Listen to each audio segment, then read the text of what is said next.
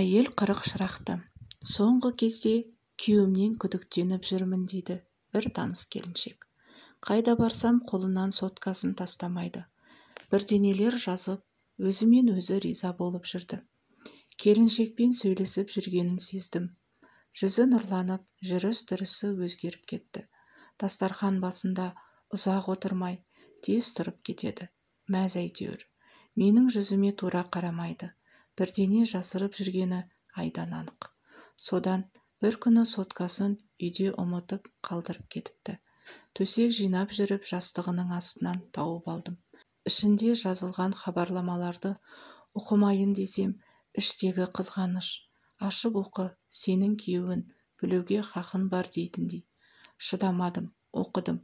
Назираш деген сыныптасыммен сөйлесіп жүр екен. Күйеуіммен ажырасып, қазір Астанада тұрады. Оқушы кездегі махаббат хикаяларын айтыпты.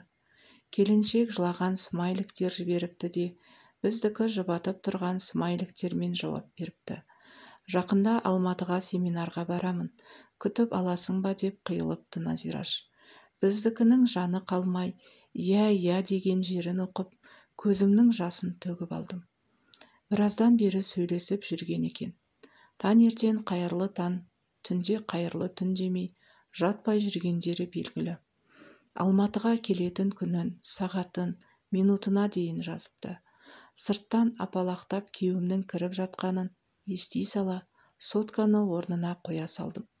Үй жинап жүрген сынай танытып, неғып жүрсің, жұмысқа кеткен едің ғой десем, иә, кілтімді ұмытып кетіппін, жастығымның астына қойып едім деп, ақырын ғана соткасын қалтасына зу еткізді. Ол кеткеннен кейін көп ойландым. Жанжал шығарып береке таппасым анық. Ақылмен сөйлескенді тыңдайын деп тұрған адам жоқ. Есі шығып алған әбден. Еркектің есі далаға ауса қиын екен ғой. Құрсын, ақырын күтейін, бекерге бала-шағаның берекесін алмай деген шешімге келіп, өзімді өзім ұстауға тырыстым. Сонымен көптен күткен Назираштың келетін күні болды. Сол күні түнде күйеуім ұзақ дайындалды, көңілді, ынылдап жүріп мұртын бастырды. Шашымды алдыртпасам өсіп кетті деп шаштаразға да барып келді. Ертең жолдас жігіттер отырайық деп еді, сол жаққа барамын.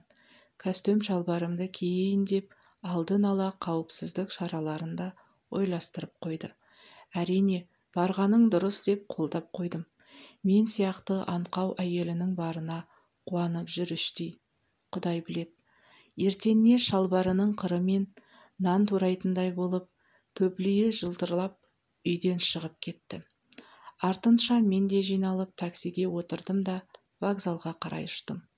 Сыртынан ақырын бақылап, бір дүңгіршектің тасасына орналасып алдым. Вокзалға жеткен соң, күйеуімнің қолында ал қызыл раушан гүлдер, тағатсызданып күтіп тұр, соткасына қарап қояды.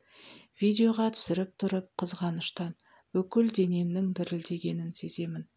Сабыр сақтауға тырысып, көз жасымды жұтып тұрмын тек. Біз күткен пойызда келіп тоқтады да, сәлден соң лек-лек жолаушылардың ішінен шашын сап-сарыға бояған ұзын бойлы келіншек күйеуіме қарай тура тартты. Біздікі де қарсы жүріп, екеуі сүйісіп амандасып, әлденелер айтып мәз болды. Бір-біріне үзіліп қарап қояды. Назирашқа гүлін беріп, жол дарбасын сүйреткен біздікі вокзал алдындағы квартира деп тұрған әйелдерге барды. Келісіп жатқан сыңайлы. Бұдан артыққа шыдай алмадым. Қоңырау соқтым. 3 рет соққанда зорға алды.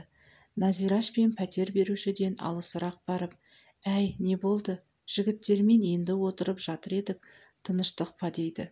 Тез жет, күйіп қалдым дедім де тұтқаны қоя салдым.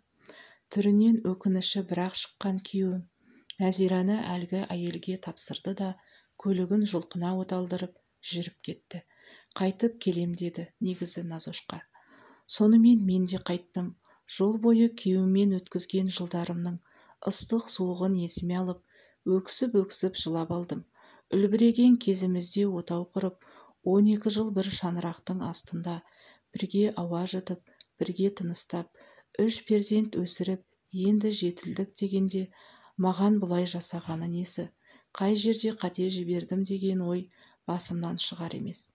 Алға басқан аяғым кері тартып, үйге кіргенім сол. Күйеуім ақыра қарсы алды. Сен қатын мені мазақтайын дедің бе? Күйген бәлең де жоқ екен. Қайда жүрсің тентіреп? Қайдан келдің деп күшейді. Үндемедім. Қайдан келдің деймін саған, деп ентіге жаныма жетіп келді. Назирашты күтіп алдым. Семинарға келген екен дедім ақырын. Квартираға жайғасты. Ертең шақырармын тамаққа, дедім де ішкі бөлмеге кіріп кеттім. Аңырап тұрып қалған күйеуім сәл уақыттан соң соңымнан келіп: жаздым, жаңылдым, кешір мені Самал. Қателік менен болды. Міне иманым, міне жаным. Жер ортасына келгенде желіккенім ұят болды. Орныма қойдың, ақылыңнан айналдым сенің. Кешіре алсаң кешір деп, бір қызарып, бір бозарды. Кешірмей қайда барамын? Бір етек бала-шағаны күйеуімнің бір еркектігі үшін тірі жетім етсем кім болғаным? Назирашқа сол күйі жоламадым. Мүмкін жағдайды айтып түсіндірген шығар, есебін тауып. Қазір сол кезді айтып күліп қоямыз арасында. Еркек дегенге арпылдап, қателігін бетіне баса бермей, ақылмен, айламен түсіндіру керек. Сол кезде мен жанжал шығарсам, ажырасып тынар едім. Менің туыстарым естісе, өмір бойы күйеу баласын сыйламай кетуі де мүмкін ғой. Үйдегі жайды сыртқа шығармай, кейде осылай қызғанышты ақылға жеңдіре білген абзал. Оңай тимейді әрине. Құдай қосқан жарыңның басқаға көңілі ауғаны. Балалар үшін бәрін де кешіресің, бәріне де көнесің құрбым, деп жымиып қойды Самал. Ақылдылығына, сабырлы қалпына таңғалдым. Мынадай жағдайдан сыр бермей шығып, шаңырақты сақтап қалу екінің бірінің қолынан келмесі анық. Әйел 40 шырақты деген осы. Шырағың сөнбесін, қазақ әйелі.